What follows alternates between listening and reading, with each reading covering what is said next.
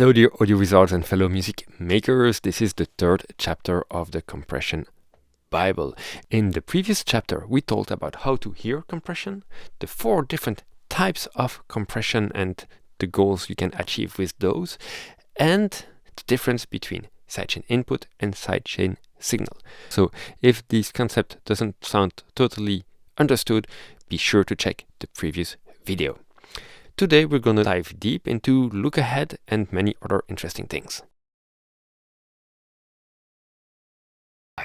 Before going any further and deeper into the sidechain techniques and settings and applications, there is one last feature present in Compressor we didn't talk about, and we're going to need that one. It's Lookahead. And I guess because it was a feature that took me the longest to really get my head around. So I guess chances are that you might still be wondering what that thing is really used for. So before getting too technical, one thing you have to know is that Lookahead is a feature that is only available in digital plugins because it needs to delay the sidechain signal from the processed signal. So you're going to play actually the sidechain signal, so the signal that gets analyzed, that defines how the compressor will behave. This one is being played before the actual audio signal is happening. So of course in real life you can't hear something before it has been played. So for analog compressor this is not possible, but for digital compressors we can use Lookahead, because actually what's happening is the compressor is going to play the whole soundtrack, but it's going to delay, you're going to play later the whole session, the whole track, to get it in sync. But so the audio is going to play first into the sidechain signal. I hope this was clear. So the question is, you might be wondering, why is this helpful? Why would you need this? Well, Lookahead is a feature that allows to have a smoother attack time, because the compressor will start to react earlier. And so if you want really to shave off transients, if you want really to kill those transients, having a little bit of Lookahead will allow the compressor to already increase its compression phase before the transient hits. And so when the transient is hitting, the compressor is already in gain reduction. So you are actually shaving off totally that transient, right? So usually a good practice is to set up the Lookahead depending on the type of audio material. Remember, we spoke about the length of the transients for drums, percussions, percussive melodic elements, and sustained elements. These are not the same, like 5-10 milliseconds, 20, 40, and more than 40, these kind of things, you know? And so you want to dial in that Lookahead, so it's kind of synced, linked to the length of the transients you want to process. And then you want to dial in an attack time that is a bit longer than that, because so you get a smooth compression happening.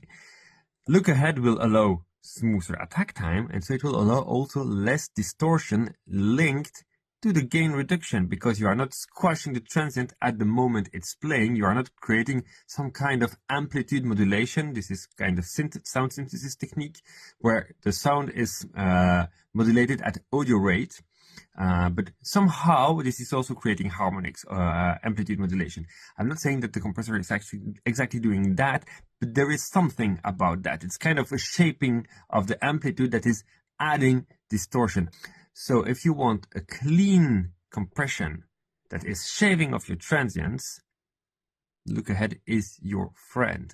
In mastering applications, you might want to add a bit of Lookahead on your limiters, depending on the audio material. And more than that, think about that when you use your compressor next. Try it out, see how it works. Long story short, for me, Lookahead was kind of dark box. I never knew how much should I dial in. Why wouldn't I put maximum Lookahead time? Well, if you put Lookahead that is too long, depending on the transient of your sound, you're going to dip the sustain of the sound that is playing before, because the transient hasn't started yet. So it's important to really kind of link this Lookahead length with the length of the transients you want to process. I hope this was helpful. I hope you're going to try this out on your compressor, see how it's reacting, because as always, it's only by trying out things that you will really understand. Before getting into the examples, the thing I would like to address is the purpose, because as always, you should do things with purpose, with intention. So the purpose of sidechain is basically to make space, to let something be pushing something else aside, backwards, lowering the level of that thing to let the other thing breathe and come out. So the main use of that was and has always been kick over bass, but I'm not going to talk anymore about that. There are millions of threads online about it. Let's talk about some other more interesting use cases. So one really helpful case is on sends, on auxes with reverb, and by compressing the reverb with something that is feeding that reverb.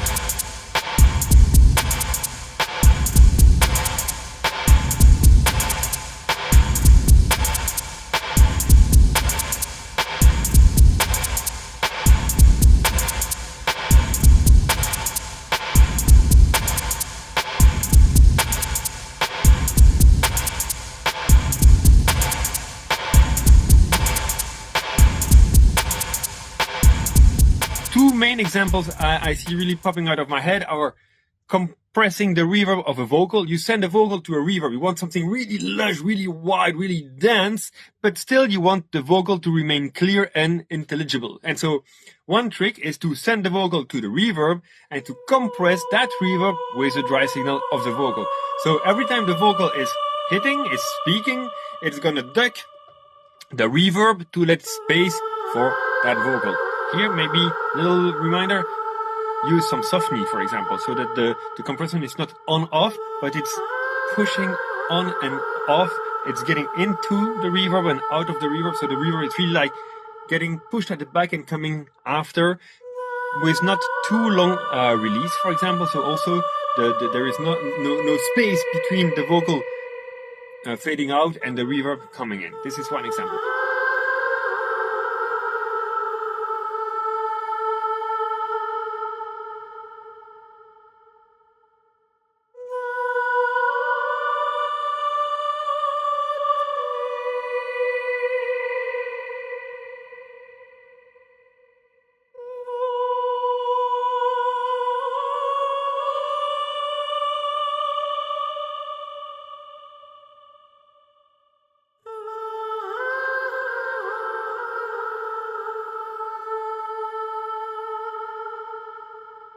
Another thing I really love is with hi-hats, sending hi-hats to dense reverbs to make them really thick, but yet you want the details, the transients of the hi-hat to pop through that reverb and you don't want to lose the definition. So you can sidechain the reverb with a hi-hat.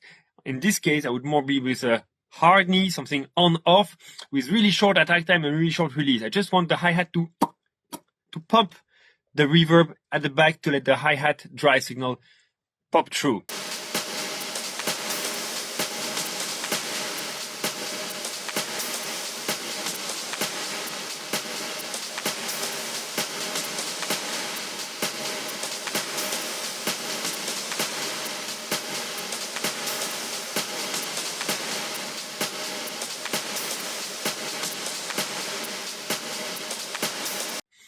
Maybe a last example, but as always, you should try things out and find your own ways to work. But the last thing I really like as well is for more broken beats type of sounds is by actually compressing the bass with the snare drum. Of course, you can also do the kick, but with the snare drum, because on broken beats, the kicks are not coming on a regular pattern, while the snare is always coming on the 2s and on the 4s. So this is giving some bounce. And so if the bass gets pumped at the back with the snare, it's printing some movement, it's bringing some groove to the bass. And also in those type of music, the snare is important, and it's important to keep some body to the snare, to keep some low end to the snare. Don't cut off your snare too high on broken beats shit. So by pumping the bass with the snare, you are making space for the low end of the snare, and you keep the thickness and the density of the snare. These are 3 examples, but there are plenty others. And as I said, you should try things out by yourself to find what works for you and for your aesthetics, to craft your own sound, basically. I hope you enjoyed this content so far, and be sure to like the video and subscribe to the channel for more no-nonsense content like this one.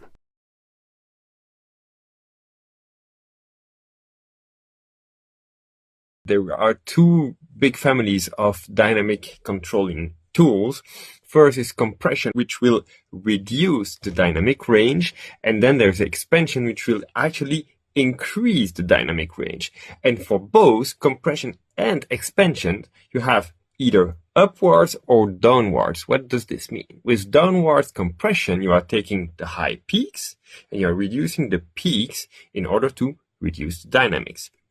With upwards compression, this is not so often. You have, for example, Pro MB that does that. The compressor in Ozone does it. The old school MV2 from Waves, which has no settings at all, but actually works not that bad, is doing that as well. So upwards compression is below the threshold. Instead of having a 1-to-1 transfer curve, we are actually shifting the curve and actually increasing the level of low-level signals. This is also what is achieved when you do parallel compression. We're going to talk about parallel compression later, but those who already know parallel compression, what parallel compression does is actually bringing up the low-level signal. So we are compressing the signal by actually increasing the level of low-level signals. On the other hand, we have expansion. The most common known expansion tool is the gate, which is actually a downwards expansion. What does this mean? That below a certain threshold, instead of following the 1-to-1 curve, we are having a steeper curve. So we are increasing the quietness of the sound, or we are decreasing the loudness. This is for downwards expansion. But we have also upwards expansion above a certain threshold. Instead of, again, keeping the 1-to-1 transfer curve, we are now increasing the dynamics. So the overall result is a more dynamic sound. So compression, less dynamic sound; expansion, more dynamic sound.